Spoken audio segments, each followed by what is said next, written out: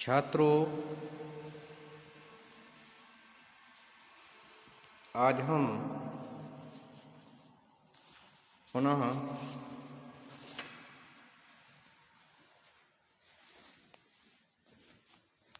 काव्य शीर्षक को लेकर उपस्थित हुए हैं।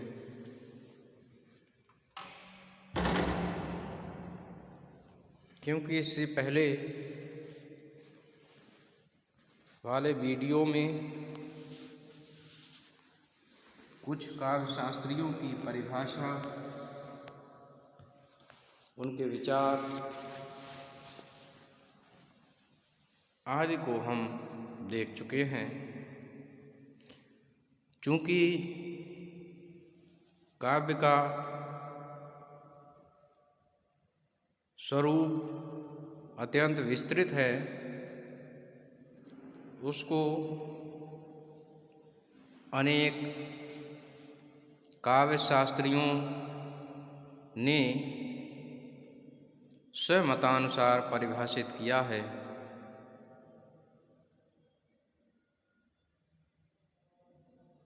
तो आज हम संस्कृत के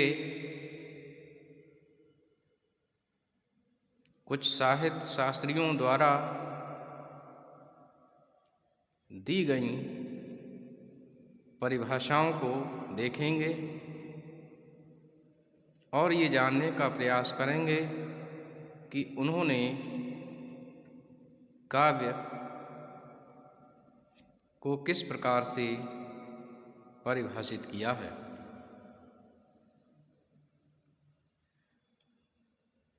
इस क्रम में आज हम आचार्य दंडी की परिभाषा से प्रारंभ करेंगे। आचार्य दंडी द्वारा दी गई काव्य की परिभाषा को नितांत मौलिक तथा लीक से हटकर माना जा सकता है। आपने लिखा है, शरीरम तावदिष्टार्थ वय विच्छिन्ना पदावली, अर्थात काव्य का शरीर तो इष्ट अर्थ से युक्त पदावली से होता है।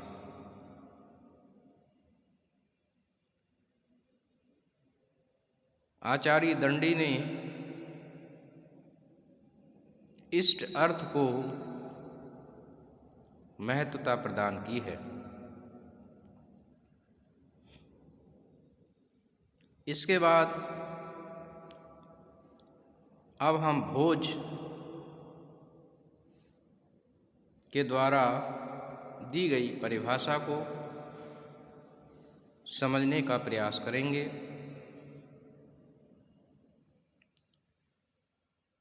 यद्यपि भोज ने काव्य सिद्धांत विषय कोई रचना नहीं लिखी,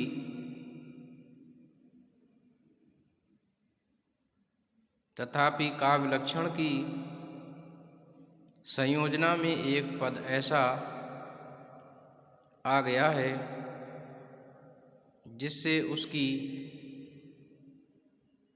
काव्य विषयक मान्यता का परिचय प्राप्त होता है।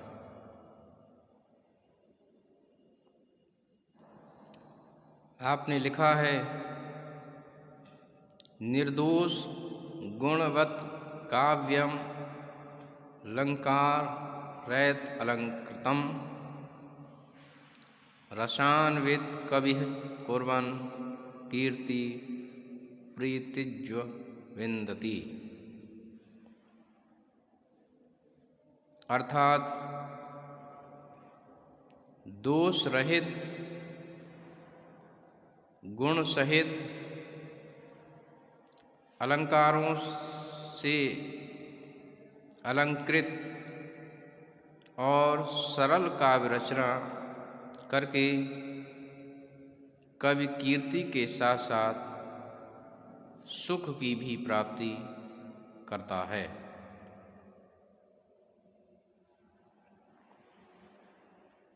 भोज ने काव्य में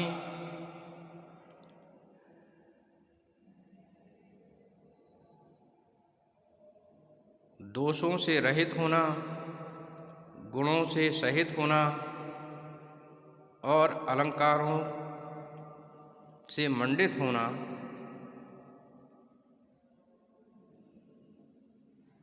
काव्य के गुणों में सम्मिलित किया है। यदि वे विशेषताएं किसी पद में हैं तब उसे काव्य कहा जा सकता है, और ऐसा काव्य कीर्ति के साथ साथ सुख भी प्राप्त कराने वाला होता है। इसके बाद अब हम आचार्य जयदेव की परिभाषा को देखेंगे। आचार्य जयदेव रसवादी आचार्य हैं। इन्होंने काव्य में परंपरा सहित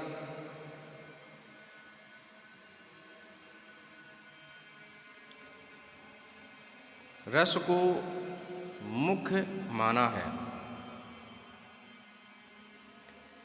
अपने ग्रंथ चंद्रालोक में उन्होंने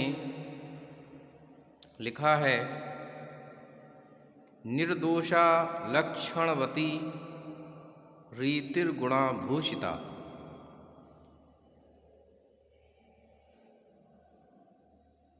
सालंकार रसानिक वृत्ति वाक्य काव्य नाव का। अर्थात ऐसा वाक्य काव्य है जो निर्दोष हो, सभी लक्षणों से युक्त हो, रीति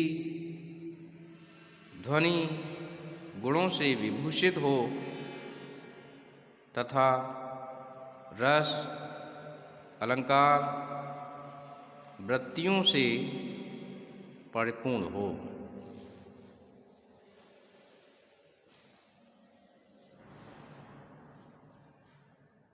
आचार्य जयदेव काव्य होने के लिए उसमें सभी लक्षण अनिवार्य रूप से मानते हैं।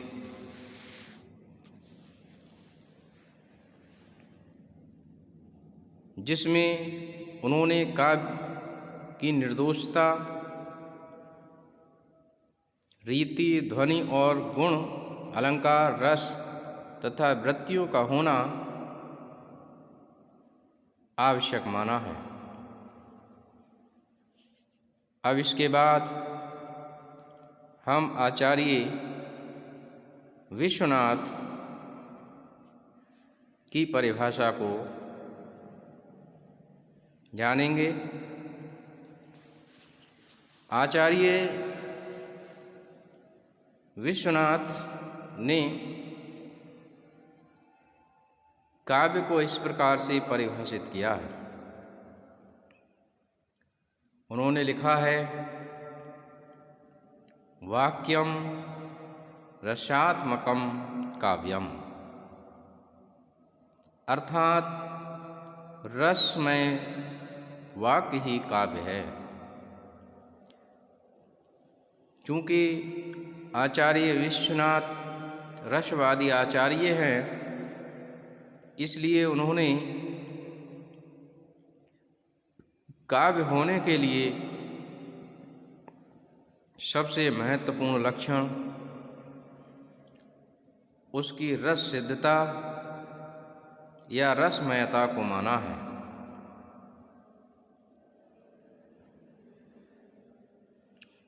अब इसके बाद हम आचार्य जगन्नाथ प्रसाद जी को देखेंगे। संस्कृत काव्यशास्त्र की परंपरा के अंतिम और महत्वपूर्ण आचार्य जगन्नाथ प्रसाद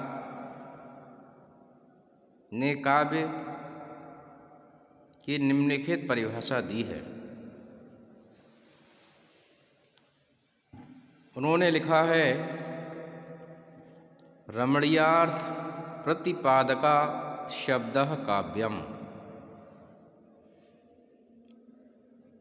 अर्थात रमणीय अर्थ के प्रतिपादक शब्द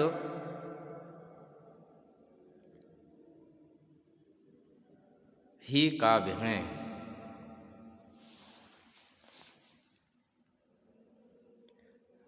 आचार्य जगन्नाथ प्रसाद जी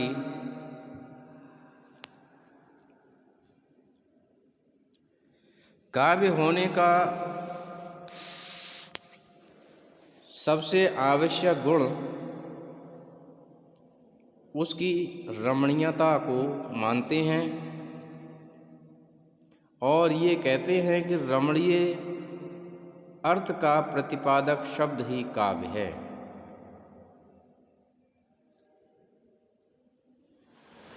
जबकि कुछ लोग ये मानते हैं कि काव्य के लिए वाक्य का होना परम आवश्यक है। ये रमणीयता केवल शब्द में ही नहीं बल्कि वाक्य में भी होनी चाहिए। तो इस प्रकार से आज हमने संस्कृत के अनेक साहित्य शास्त्रियों, आचार्यों, विद्वानों की परिभाषाओं को देखा है और सबके मत अलग अलग हैं, परंतु अधिकांश विद्वान इस बात को मानते हैं कि काव्य गुणों से युक्त और दोषों से रहित होना चाहिए। उसमें रमणीयता भी होनी चाहिए और रसात्मकता भी होनी चाहिए। इस प्रकार से मैं समझता हूँ छात्रों कि आपने इस विषय को समझा होगा। धन्यवाद।